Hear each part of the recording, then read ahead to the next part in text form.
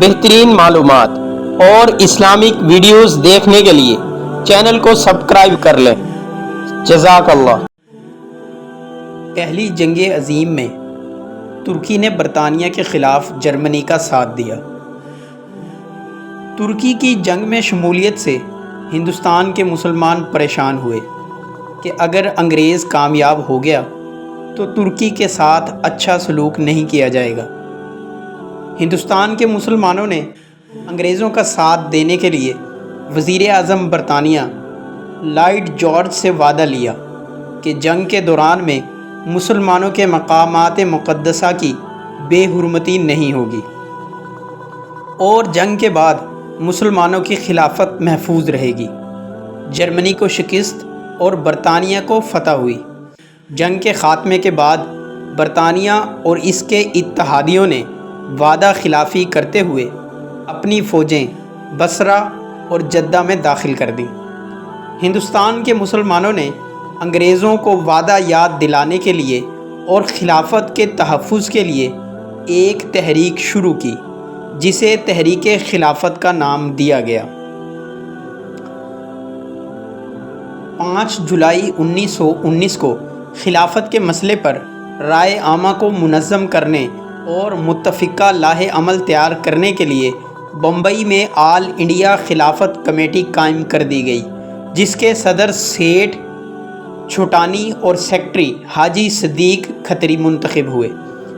تحریک خلافت کے بڑے مقاصد یہ تھے: خلافت عثمانیہ برقرار رکھی جائے، مقامات مقدسہ عثمانی خلافت کی تحویل میں رہیں گے، سلطنت عثمانیہ کو تقسیم نہ کیا جائے۔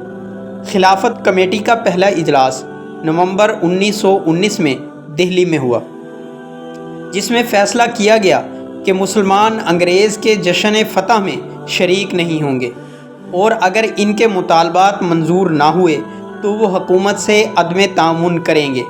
اس اجلاس میں ہندوؤں سے تعاون کی اپیل کی گئی۔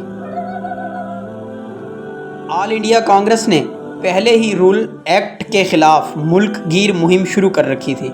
دسمبر 1919 میں آل انڈیا کانگریس، مسلم لیگ اور خلافت کمیٹی کے اجلاس امرتسر میں منعقد ہوئے، جہاں گاندھی جی نے ہندو مسلم اتحاد پر زور دیا۔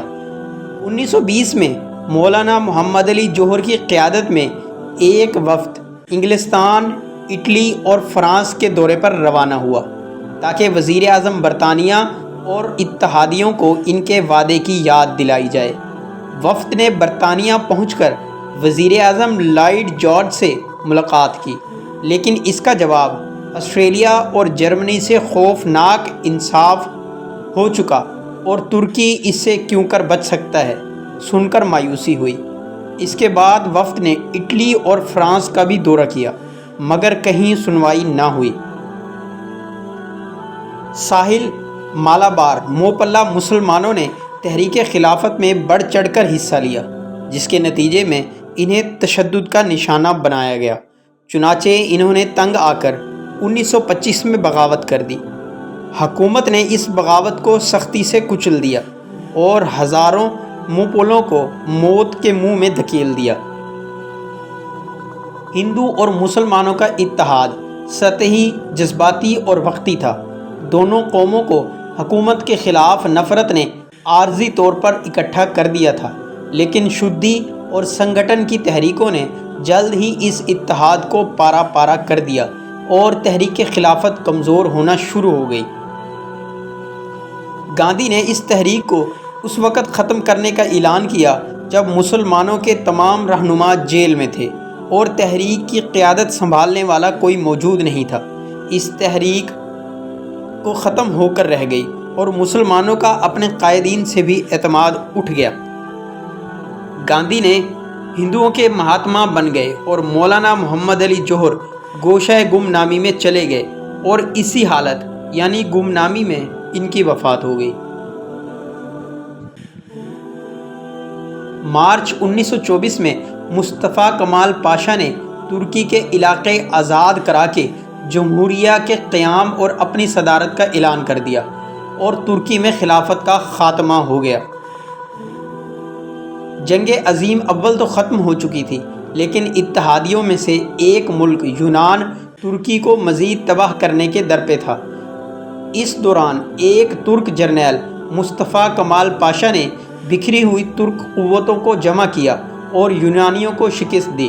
مصطفیٰ کمال پاشا نے آخری خلیفہ عبد المجید ثانی کو اقتدار سے الگ کر کے حکومت اپنے ہاتھوں میں لے لی۔